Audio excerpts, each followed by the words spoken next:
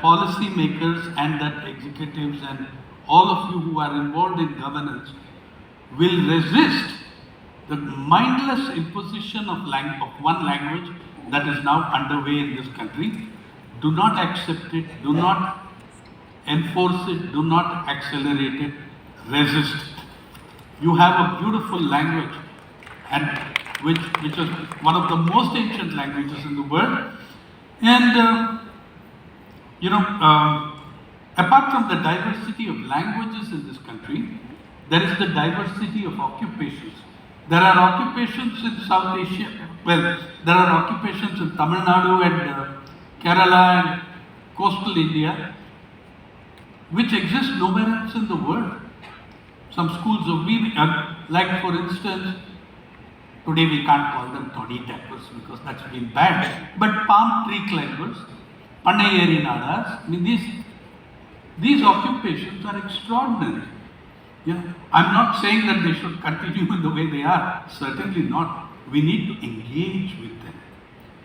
Where and in which other occupation does a man climb 5,500 feet in a day, 50 trees 3 times daily, which is greater than the height of the Empire State Building in New York? Okay. Now, the bulk of this workforce is in Tamil Nadu, Kerala and coastal Andhra. The bulk of this workforce. And you have a diversity of, one thing that saddens me, in the diversity of occupations, no nation on earth has so many schools of weaving and pottery as India does. But they are in severe decline and distress. It always pains me when I'm coming to Tamil Nadu, the state I was born in and raised, that you will not find today, you will find it very difficult to spot a Tamil weaver, Tamilian who is a weaver on the Kanjivaram sari. I mean, that is the queen of saris. Okay? And it belongs to Tamil Nadu, but you will find it very difficult. Mostly it will be done by Padmashalis who have come in because the weavers of Tamil Nadu have given up. And I really think that this is one of the most incredible ancient weaving arts that should be bolstered, otherwise it will also die. That diversity of this country, the diversity within Tamil Nadu, those things we really need to. I should mention that you can walk out into the Pandi Bazaar and elsewhere today and buy a Chinese Kanjivaram sari, machine made, 1/4 the cost of your handmade sari. But who the hell wants a machine made sari? But they are selling. They are going to further kill your Kanjivaram sari. The other reason, the third reason why we need to be speaking of rural India is because the media don't. Do you know that no major newspaper, no major channel has a full-time labor correspondent on its rolls anymore? When I came to journalism in 1980 September, every newspaper had a labor and employment correspondent. Okay? Not one now. Not a single newspaper has a full-time farming correspondent. They have what they call agriculture correspondent, a glorified individual who sits in Delhi and covers the agriculture ministry and sometimes only the agriculture minister. You know, but not farming from the perspective of the farmer, not from the fields, from the farms, from the mandis. They don't do that. If we are not going to talk about farmers and laborers, if we are not going to talk, we are making the statement, the media are telling you that 75% of the population don't matter. They don't make news, except of course at election time, when you have to start giving them some respect. Do you know what percentage of your national dailies give to the rural India on the front page? The average national daily, that itself is a joke, how you define national daily.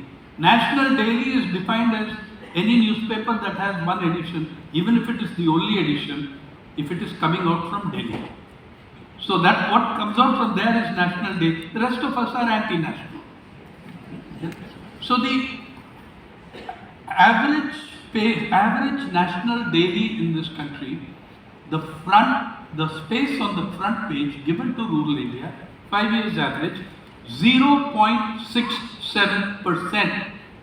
0.67% to 69% of the average, and even that is an exaggeration because 5-year average of 0.67% includes 1 year, which is election year, when rural India will be covered because that's where the votes are, unfortunately, for those who rule us. You have to then, for the media, you then have to give us some space over there. Yet another reason, look at what happened to this country, how ill-informed we were and how ill-informed we remain on what happened in the pandemic. What happened in the pandemic?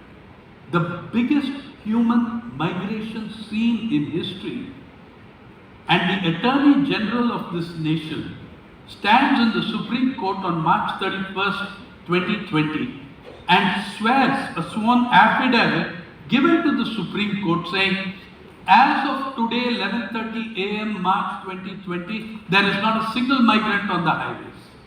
Not a single migrant. 14 days later, the same gentleman gives another affidavit before the Supreme Court saying, so many hundreds of food relief centers have been opened for the migrants. Where did those migrants suddenly come from? Do you know how many people moved? On May 26th, 2020, the Indian Railways put out a press release proudly boasting, and I'm all for the Indian Railways, I'm a big fan of railways, and they did a great job. They said between May 1 and May 26, the special Shramik trains of, you know how many people they carried in those 26 days? 91 lakh. Almost 1 crore people in 26 days. Apart from that, millions and millions were on foot. Millions and millions were trying to take buses, get out in any way possible. And the media were simply asking, why are they going? You know, they're all such nice people. They should stay back with us. I think the migrant laborers made a very rational decision. They knew that nobody is going to look after them. They knew that. They knew that from their experience where they were brought up in the